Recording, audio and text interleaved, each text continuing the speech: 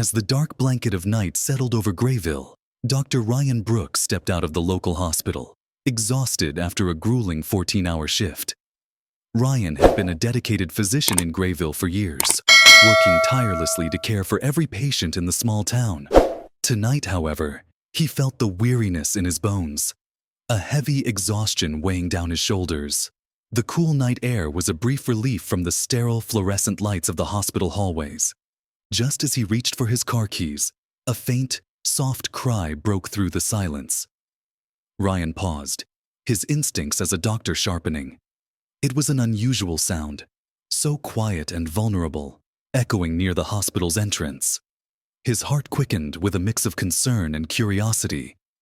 As he moved toward the sound, his eyes scanned the darkened lot until he noticed something.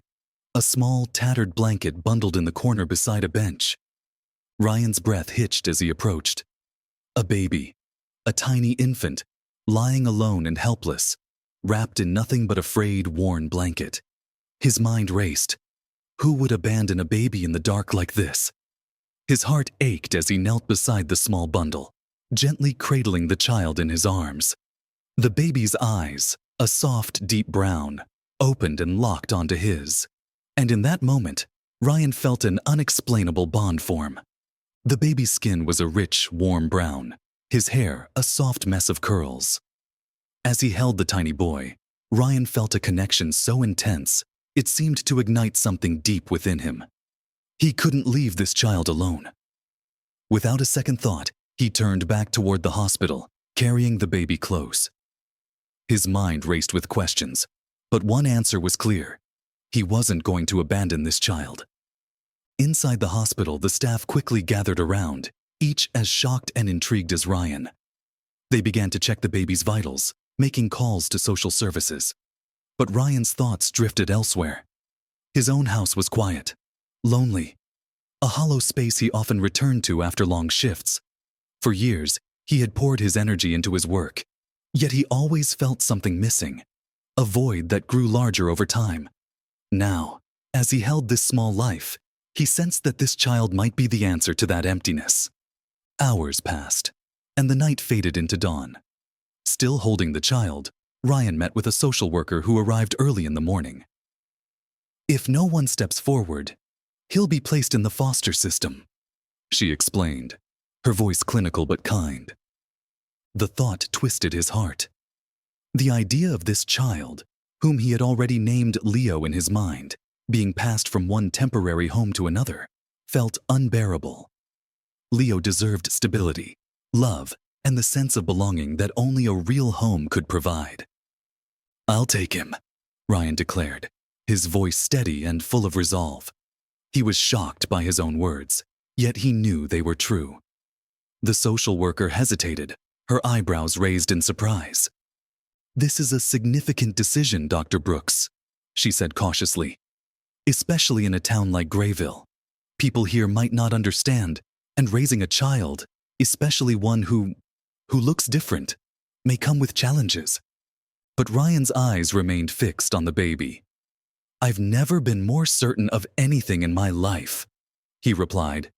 "This child deserves a home, and I have so much love to give him." And so, the decision was made. Ryan began the adoption process, vowing to love and protect Leo, despite the challenges that might come. He knew Grayville, with its deeply set traditions and small-town gossip, wouldn't make it easy. Yet, as he held Leo close, he felt a fierce protectiveness take root. He was ready to face whatever came their way. Dr. Ryan Brooks had always been someone the town of Grayville respected. With his calm demeanor and tireless work ethic, he had earned his place as the town's most trusted doctor. People turned to him for care, wisdom, and often comfort in times of sickness and grief. Yet bringing Leo home had set off an unexpected wave of gossip, skepticism, and even silent judgment that Ryan could feel echoing through the town's tight-knit streets. From the outside, Ryan's life might have seemed lonely. He was a single man in his mid-30s who, after losing his parents young, had been raised by his grandparents until they too passed. Having no immediate family, Ryan had poured himself into his career, the hospital becoming a second home where he often worked long shifts, covering for other doctors and doing what he could for the people of Grayville. But despite the respect he garnered, it became clear that adopting Leo would place him and his character under a harsh spotlight. Within the first week of Leo's arrival, news spread quickly. Ryan knew he couldn't keep his new role as a father a secret in a town where every new face and unexpected event was noticed and discussed. Grayville was the kind of place where neighbors greeted each other by name, and it wasn't uncommon for Mrs. Marlowe from down the street to bake a casserole for anyone who seemed even a bit under the weather. But that closeness also meant everyone knew each other's business, and opinions ran deep. It was on the second Sunday after bringing Leo home that Ryan received an invitation from his aunt and uncle, the closest thing he had to family in Grayville. Aunt Lydia and Uncle George, both well into their 70s, had been pillars of support for Ryan throughout his life. They lived in a quaint two-story house with a white picket fence, a home that had hosted countless Sunday dinners and holiday gatherings. But this time, the atmosphere felt different. Ryan arrived with Leo nestled in his arms. The baby's small, curious eyes roamed the room as they stepped inside, his tiny fingers gripping the fabric of Ryan's shirt. Aunt Lydia greeted them with a warm, if slightly nervous smile. Uncle George, however, looked visibly uncomfortable. The dinner began quietly, with the clinking of silverware filling the gaps in conversation. Ryan sensed the tension in the room, waiting for the inevitable moment when someone would address the situation. Finally, after what felt like an eternity, Uncle George cleared his throat, setting his fork down with a slight clatter. "Ryan," he began, his tone heavy, "we need to talk about this decision of yours." Ryan straightened, his protective instincts kicking in as he looked from George to Lydia. "Leo is my son now, Uncle George. He's not a decision. He's family." Lydia reached out, placing a gentle hand on Ryan's. "We're just concerned, dear," she said, her voice soft. "Grayville, it's not like other places. You know how people here can be." Ryan understood what she was implying, but he was determined. "I love him," he replied firmly. "Leo is part of my life now. I'll do whatever it takes to give him a good home." Uncle George sighed, his brow furrowing. "But Ryan, you're a doctor. Your job, it's demanding. How will you manage both your career and raising a child, especially one who doesn't look like the rest of us?" The comment hit Ryan harder than he'd expected. "Leo's skin color doesn't change the fact that he's my son," Ryan said, his voice steady but laced with frustration. "I'm fully capable of balancing my responsibilities, and I have enough love for him." Aunt Lydia's eyes were misty with concern.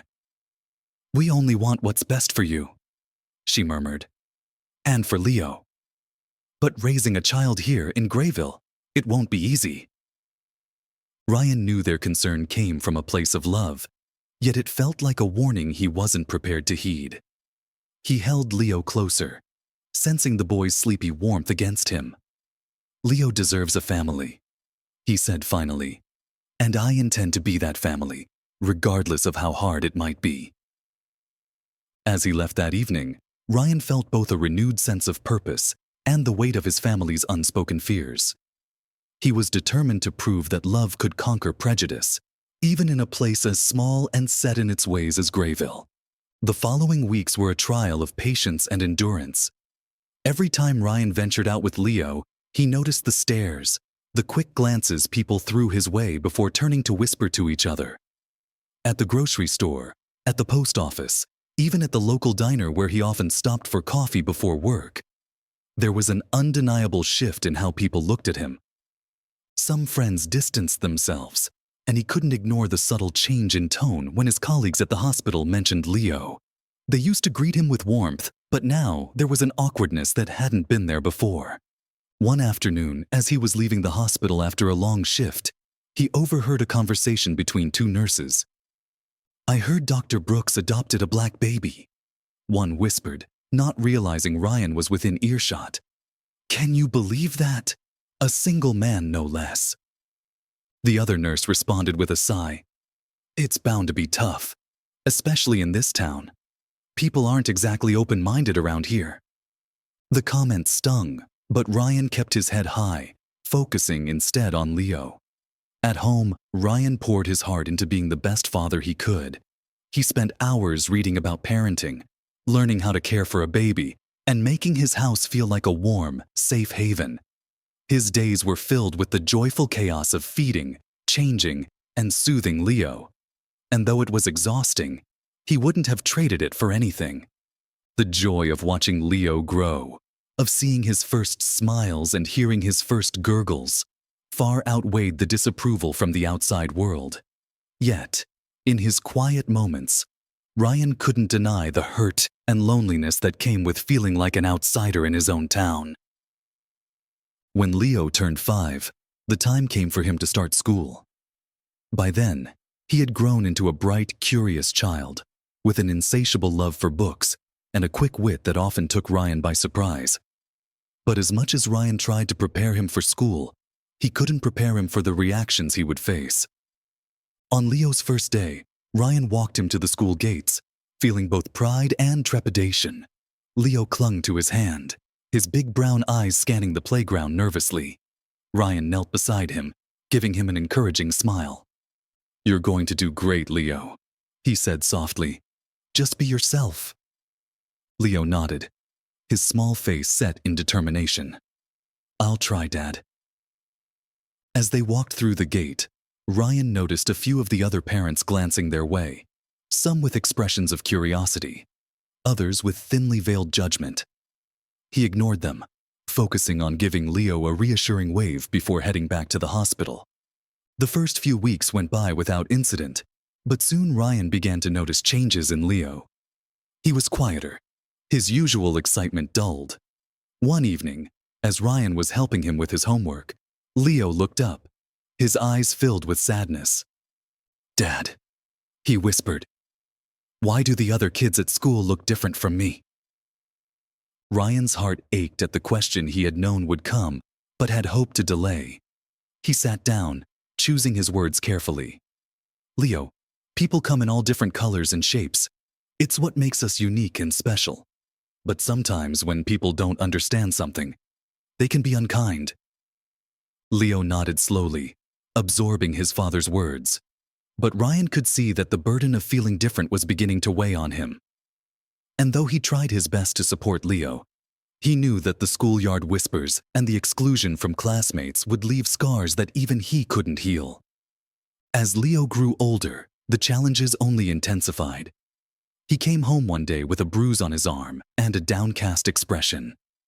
When Ryan asked him about it, Leo shrugged, saying he had fallen. But Ryan could sense there was more to the story. After some gentle probing, Leo finally admitted that some of the older kids had pushed him around, calling him names he didn't understand but knew were meant to hurt. Ryan's heart broke as he held his son close, reassuring him that he was loved and perfect just as he was. But he felt a deep frustration that he couldn't shield Leo from the cruelty of others. Grayville's prejudice had seeped into its youngest generation, and it pained Ryan to see his son bear the brunt of it. Determined to give Leo a sense of pride and belonging, Ryan began teaching him about different cultures, showing him the beauty in diversity. They spent evenings reading about great figures in history who had overcome adversity, drawing strength from their stories. Little by little, Ryan watched Leo's confidence rebuild, his spirit growing stronger despite the challenges he faced. But as much as Ryan tried to protect him, he knew that the struggle was far from over. The people of Grayville were set in their ways, and it would take more than one loving father and a resilient son to change their minds. In the quiet town of Grayville, life moved at a predictable, almost sleepy pace. Neighbors knew each other by name, children played in the same backyards their parents had, and everyone assumed that nothing could disrupt the seemingly unshakable routines of daily life. But all that changed one cold autumn day, when whispers of a strange illness began to surface. It started slowly, a single child complaining of a fever and fatigue. The child's parents thought it was just a common cold, something that would pass with rest and warm soup. But within days, other children began to show similar symptoms. Parents grew anxious as fevers rose higher, their children's skin flushed and clammy, and their energy drained to the point where they could barely lift their heads. The school sent out notices, warning parents to keep their children home if they showed any signs of illness. Dr. Ryan Brooks was among the first to notice the patterns. Working at the hospital, he saw the increasing number of young patients with eerily similar symptoms. His unease grew with each case, and by the end of the week, he knew that this was more than just an ordinary flu season. At home, Ryan shared his concerns with Leo. The boy, now in his early teens, listened intently, his face serious. Leo had always been fascinated by science, often spending hours with books about medicine and nature that his father brought home from the hospital. Ryan had noticed his son's natural curiosity and encouraged it. And now, Leo seemed to grasp the gravity of the situation with a maturity beyond his years. "Dad?" Leo asked one evening, as they sat together in their small living room. "Is there anything I can do to help?" Ryan smiled at his son's eagerness, though he felt a pang of worry. He didn't want Leo to feel burdened by the town's troubles, yet he also recognized his son's genuine desire to make a difference. After a pause, he nodded. "Well, Leo," he said thoughtfully, "I could use a partner to help me research. There might be clues about this illness that we can find in nature or in the medical books we have." Leo's face lit up with determination. "Then let's do it, Dad. I'll do everything I can." And so, the father and son embarked on a quest that would test both their resilience and their bond. As the days passed, the situation in Grayville grew more dire. The hospital was soon overwhelmed with patients, mostly children, suffering from high fevers, severe fatigue, and in some cases, respiratory issues. Desperate parents flooded the hospital waiting rooms, their faces etched with worry, and Ryan worked around the clock, hardly stopping to eat or sleep. His colleagues were equally exhausted, their voices hushed with tension as they moved through the hospital corridors. Ryan's determination was fueled not only by his duty as a doctor, but also by his deep compassion for the community. Despite the prejudice he and Leo had faced, he couldn't ignore the pain of the parents and children who had come to him for help. This was his town too, and he was committed to doing everything in his power to find a cure. At home, Leo worked tirelessly, his room filled with open books and pages of notes. He researched local plants, natural remedies, and the effects of various environmental factors on health. Ryan was both proud and amazed at Leo's dedication. His son had grown into a thoughtful, compassionate young man, determined to help others even when they hadn't always been kind to him. One evening, as Ryan returned home after an exhausting shift, Leo greeted him at the door with a glimmer of excitement in his eyes. "Dad, I think I found something," Leo said, holding up a book with a page marked by a small piece of paper. "There's a plant that grows around Grayville. It's called the silver willow. Some old medical texts mention it can cause symptoms similar to what the kids are experiencing if it's consumed or inhaled in large quantities." Ryan's exhaustion faded as he listened to his son, hope sparking in his chest. "That's incredible, Leo. If we can test this theory, it might lead us to a cure." Without wasting another moment, they gathered samples of the silver willow from a nearby park and brought them to the hospital lab. Together, they worked late into the night, testing and analyzing, hoping to confirm Leo's theory. The results were promising, showing a potential link between the plant and the mysterious illness. It was the breakthrough they had been searching for. News of Ryan and Leo's research spread quickly through Grayville. Parents who had once whispered about them with judgment now looked to them with hope and gratitude.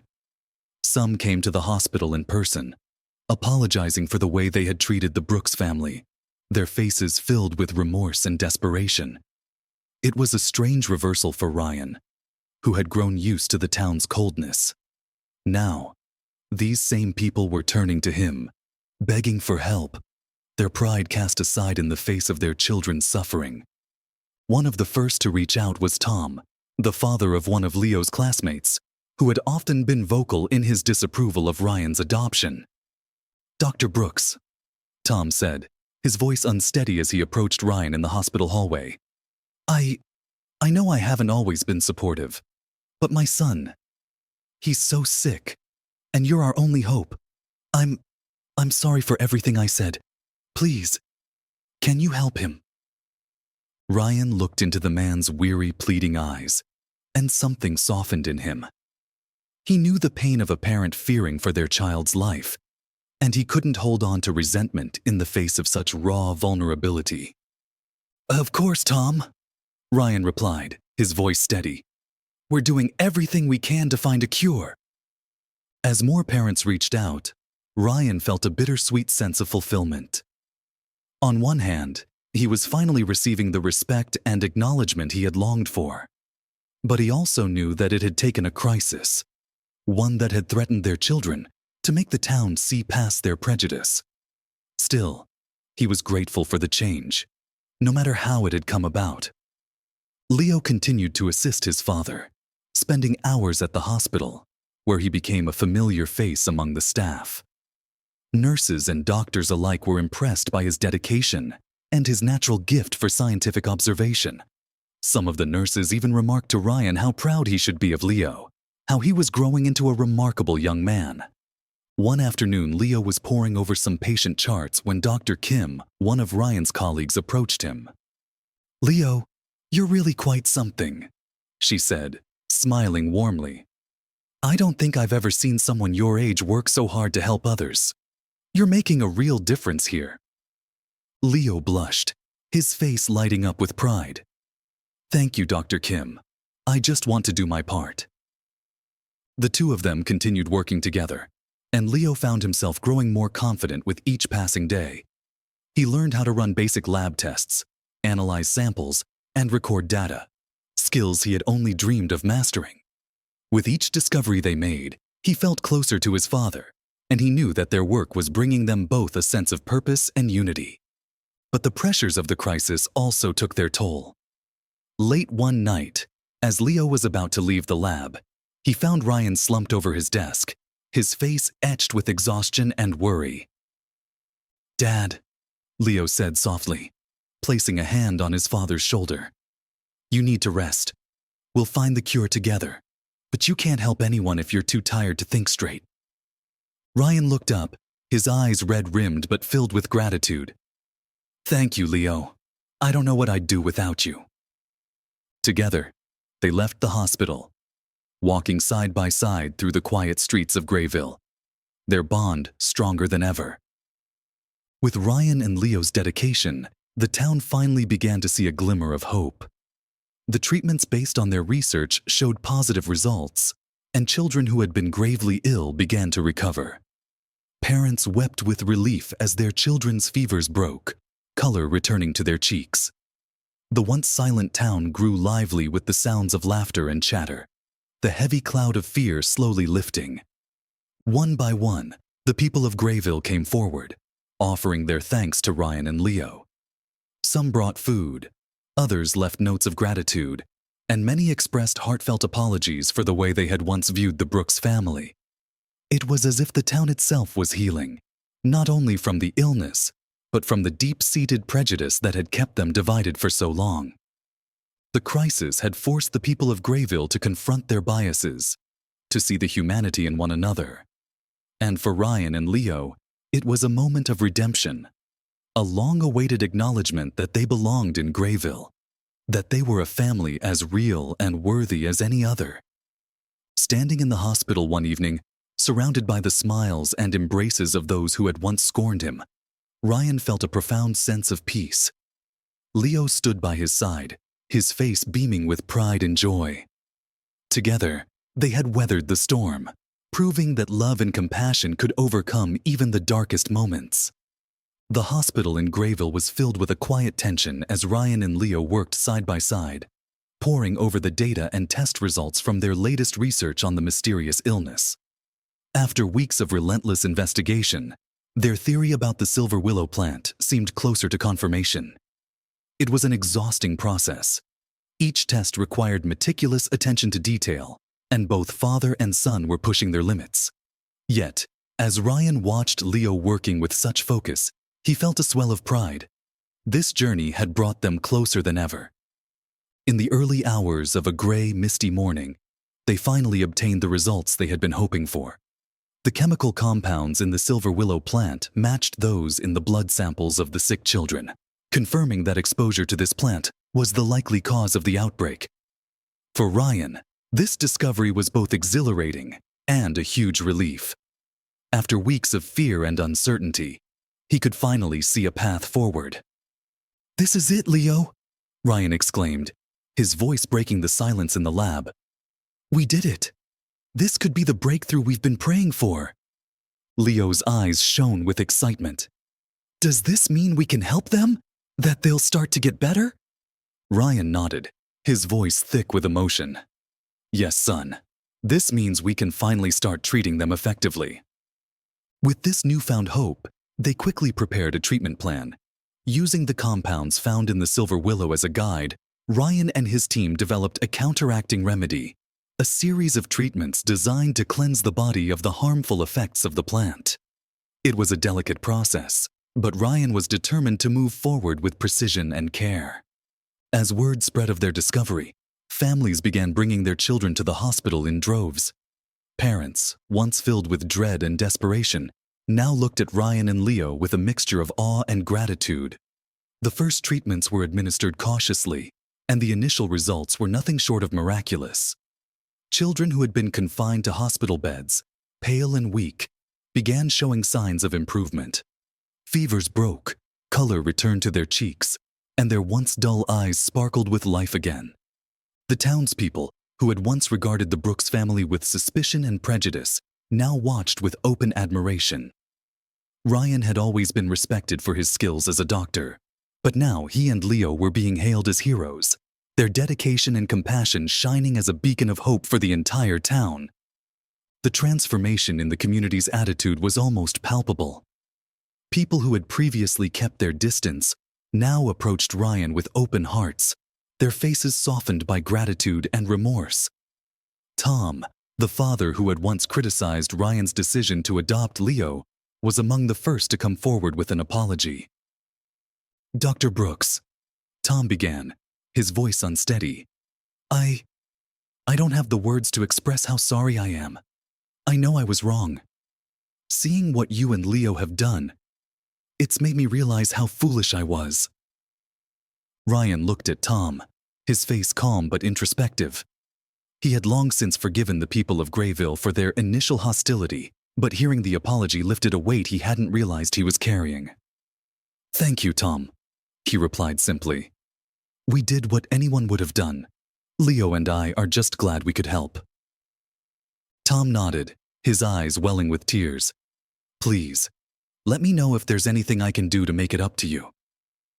Over the following days, more townspeople came forward to express their gratitude and regret. Some brought home-cooked meals, others wrote heartfelt notes, and a few even volunteered to help at the hospital, wanting to support the Brooks family in any way they could. For Ryan and Leo, these gestures, though small, felt monumental. They were no longer outsiders. They were finally part of the community. As the town continued to recover, Leo became something of a local celebrity. He was no longer just Ryan's adopted son, but a young scientist in his own right. Teachers at school praised his intelligence and curiosity, and his classmates, once distant, now looked at him with respect and admiration. One afternoon, as Leo was leaving school, a group of younger students approached him with wide eyes and shy smiles. "Leo," one of them said timidly, "we heard that you helped your dad find the cure. That's really cool." Leo blushed, a proud smile tugging at his lips. "Thanks. I just wanted to help. My dad's the real hero, though." Another child chimed in. "My little sister was really sick, but now she's getting better. Thank you, Leo." In that moment, Leo felt an overwhelming sense of purpose. He wasn't just the boy who had once been teased for being different. He was someone who had made a real difference. He looked at the children around him, grateful for the acceptance he had longed for, and felt a renewed determination to pursue his passion for science. He wanted to keep learning, to keep helping others. When he told Ryan about the encounter later that evening, Ryan's heart swelled with pride. He had always known that Leo was special, but seeing the impact his son had made filled him with a joy that words couldn't express. As the crisis subsided and the children recovered, Grayville itself seemed to undergo a transformation. The illness had exposed the town's vulnerabilities, forcing people to confront not only their fears, but also their prejudices. Families who had once held tightly to old ways of thinking began to see the importance of empathy and acceptance. The local school even implemented a new science club, inspired by Leo's passion for learning and discovery. Ryan worked with the school to ensure that children of all backgrounds could come together, fostering an environment where curiosity and kindness were encouraged. The town's newfound sense of unity was evident everywhere. Neighbors who had once been strangers came together to share meals. Parents organized community events, and the park where Leo had once faced ridicule became a lively gathering place, filled with laughter and shared experiences. For Ryan and Leo, these changes were a testament to the power of compassion and resilience. Grayville was no longer a place of quiet judgment, but a community that embraced diversity and looked forward to a brighter future. One warm evening, the mayor of Grayville organized a town gathering in the park to formally recognize Ryan and Leo's contributions. People arrived in droves, filling the space with laughter and excited chatter. Families who had once distanced themselves from the Brooks family now looked at them with open admiration, their expressions filled with warmth and respect. The mayor, a tall, kind-eyed woman named Susan, stepped onto the small stage that had been set up near the park's fountain. She cleared her throat, and the crowd quieted, all eyes on her. "Ladies and gentlemen," she began, her voice carrying a note of reverence, "we are gathered here not only to celebrate the recovery of our children, but to honor two remarkable individuals who have shown us the true meaning of courage and compassion." Susan gestured for Ryan and Leo to join her on the stage. As they walked forward, the crowd erupted into applause, their cheers echoing through the park. Leo glanced at his father, his eyes wide with amazement, and Ryan squeezed his shoulder, sharing a proud smile. "Dr. Ryan Brooks," Susan continued, "has been a cornerstone of our town, always there for us in times of need, and his son Leo has shown us that greatness knows no age. Together, they have reminded us of the importance of kindness, resilience, and unity. On behalf of Grayville, I extend our deepest gratitude." The applause swelled again, and one by one, people stepped forward to offer their thanks. Tom and his family were among them, each one offering a personal apology and a heartfelt expression of gratitude. There were tears, hugs, and promises to build a better, more inclusive community. As the night wore on, Ryan and Leo sat together on a bench, watching as families laughed and children played in the park. For the first time in years, Ryan felt a profound sense of belonging. The journey had been long and difficult, but they had not only survived, they had thrived. He turned to Leo, his heart brimming with pride. "You know, son, none of this would have been possible without you. You've taught me more than I could ever teach you." Leo looked up at his father, his eyes shining with gratitude. "You're the one who showed me what it means to be brave, Dad. I just followed your example." They sat in comfortable silence, each reflecting on the journey that had brought them here. Grayville was no longer just a place where they lived. It was their home, a community that had grown and changed, just as they had. In the months that followed, Ryan and Leo continued their work, with Ryan focusing on his medical practice and Leo diving deeper into his studies. Their lives were no longer overshadowed by prejudice, but illuminated by the love and support of a town that had come to see them as family. As they walked home that night, hand in hand, Ryan felt an overwhelming sense of peace. They had faced the challenges together, and in doing so, they had changed not only their own lives, but also the hearts of everyone in Grayville. As the seasons turned and Grayville continued to heal, the town transformed in ways Ryan and Leo could have only dreamed. The illness had passed, and in its wake, Grayville emerged as a place no longer bound by prejudice or fear. People had begun to see one another with new eyes, recognizing the humanity and dignity in everyone, no matter how different they might appear. For Ryan and Leo, life had settled into a peaceful rhythm.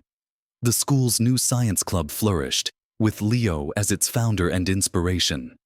Children of all backgrounds joined, their enthusiasm for learning overshadowing any differences they might have. They conducted experiments, explored the natural world, and, under Leo's guidance, shared ideas without fear of judgment. The club meetings became a haven of curiosity and friendship, where Grayville's young minds came together to build a future marked by understanding and kindness.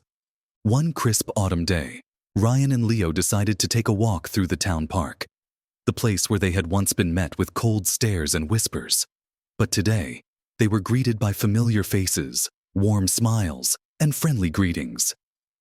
They passed families picnicking, children playing, and people chatting in small groups. The park was alive, a vibrant symbol of the town's newfound unity. As they walked, Leo spotted a group of younger kids gathered around a bench. He recognized a little girl named Emma, one of the children who had once been sick. Now healthy and full of energy, she waved excitedly at him. "Leo, Dr. Brooks!" she called out, her voice bright and cheerful. "Come over here!" Ryan and Leo walked over, and soon they found themselves surrounded by children eager to share their latest discoveries from the science club. They listened with smiles, watching the joy on the kids' faces, and Ryan felt a profound sense of fulfillment. They had come so far, and seeing the younger generation thriving in an environment of acceptance was the greatest reward he could imagine. Leo looked up at his father, his eyes reflecting a wisdom beyond his years. "Dad," he said softly, "I think we really did change something here." Ryan nodded, his heart swelling with pride. "We did, Leo. And you were at the heart of that change. I couldn't be prouder of the person you've become." As they continued their walk hand in hand, they passed by the town square, where a small plaque had been installed in honor of the town's journey toward unity. It read, "In gratitude to those who taught us the strength of compassion, the courage to embrace change, and the love that binds us all."